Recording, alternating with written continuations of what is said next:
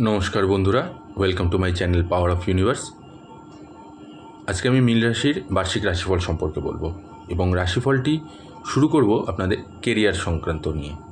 তাই ভিডিওটি না টেনে শেষ পর্যন্ত দেখার আপনাদের সকলের কাছে আমার আবেদন রইল। কেরিয়ারের দিক থেকে যদি আমি দেখতে যাই, তাহলে এই বছর কিন্তু আপনাদের জন্য দারুণ সুযোগ রয়েছে এবং যথেষ্ট ভালো ফলাফল আপনারা লাভ করবেন। কেরিয়ার আপনাদের যথেষ্ট ভালোভাবে গ্রোথ করবে। যারা প্রাইভেট সেক্টরে জব করছেন তাদের জন্য তো খুবই ভালো, আপনাদের প্রমোশনের যোগ আসছে এবং আপনাদের যারা ওপরে আপনাদের যারা বস রয়েছেন তারাও আপনাদের কাজকে যথেষ্ট অ্যাপ্রিসিয়েট করবে, যথেষ্ট সমর্থন করবে এবং প্রশংসিতও হবেন আপনি আপনার কাজের জন্য। আয় উন্নতি বাড়বে আপনাদের।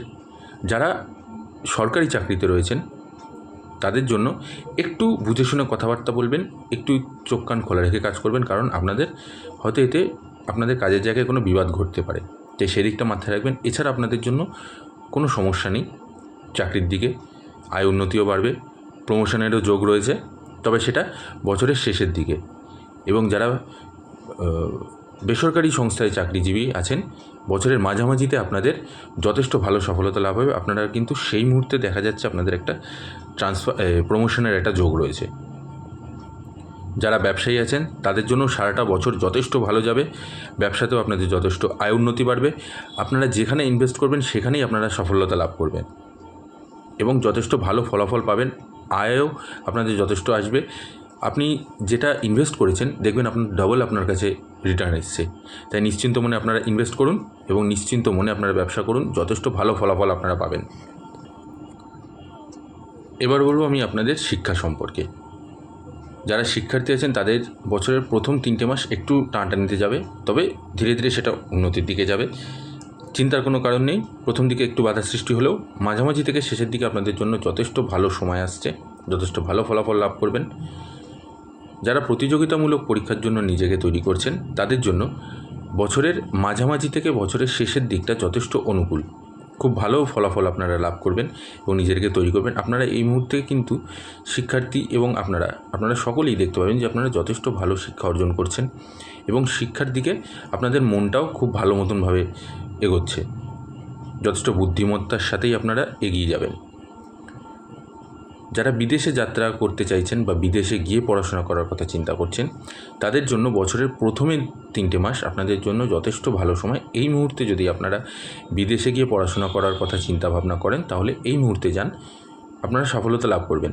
তবে তারপরে আমি বলবো তারপরে আর যাওয়ার চেষ্টা করবেন না, বা একটু বুঝে শুনে চিন্তাভাবনা করে এগোবেন, কারণ তারপরে কিন্তু হয়তো অতটা সফলতা লাভ আপনারা নাও করতে পারেন যে সফলতাটা আপনারা বছরের প্রথম দিকটা আপনারা পাবেন।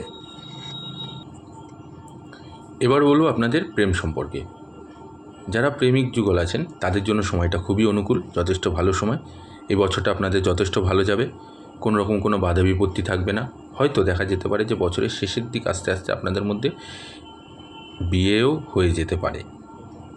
তাই নিশ্চিন্ত মনে সম্পূর্ণভাবে একে অপরের ভালোবাসায় মেতে আপনারা এগিয়ে যান, কোনো চিন্তার কারণ নেই। প্রেম আপনাদের যথেষ্ট ভালো থাকবে এবং সেই সাথে আপনাদের মধ্যে যথেষ্ট বিশ্বাস এবং সম্পর্ক অনেক অটুট হবে এবং অনেক শক্ত হবে, অনেক মজবুত হবে। যারা বিবাহিত আছেন বিবাহিতদের সম্পর্কও যথেষ্ট ভালো যাবে, চিন্তার কোনো কারণ নেই। আপনারা যথেষ্ট সফলতা লাভ করবেন এবং একে অপরের সাথে আরও আপনাদের স্বামী স্ত্রীর মধ্যে আরও অনেক ভালোবাসা বাড়বে, প্রেম বাড়বে, অনেক সুন্দরভাবে আপনারা আপনাদের মুহূর্তগুলোকে উপভোগ করবেন।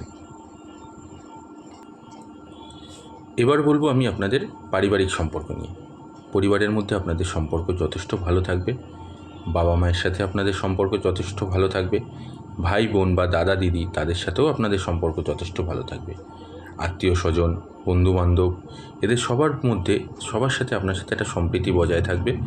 তবে আপনাকে একটু বিরক্তি ভাবটা কমাতে হবে, তাদের কথা আপনাদের মনোযোগ দিয়ে শুনতে হবে, আপনাকেও তাদের কথা বোঝার চেষ্টা করতে হবে যে তারা কি বলতে চাইছে। তাই সেই দিকটাকে একটু মাথায় রাখবেন, এতে আপনাদের সম্পর্কে আরও মজবুত হবে এবং ভালোবাসাও অনেক বাড়বে। এবার বলবো আপনাদের স্বাস্থ্য নিয়ে।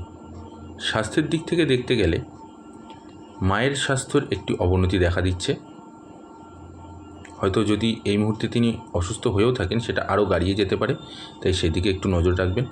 মায়ের স্বাস্থ্য একটু দুর্বল হবে, পিতার স্বাস্থ্য ভালোই থাকবে, তবে আপনার স্বাস্থ্যের কিন্তু একটা অবনতি রয়েছে।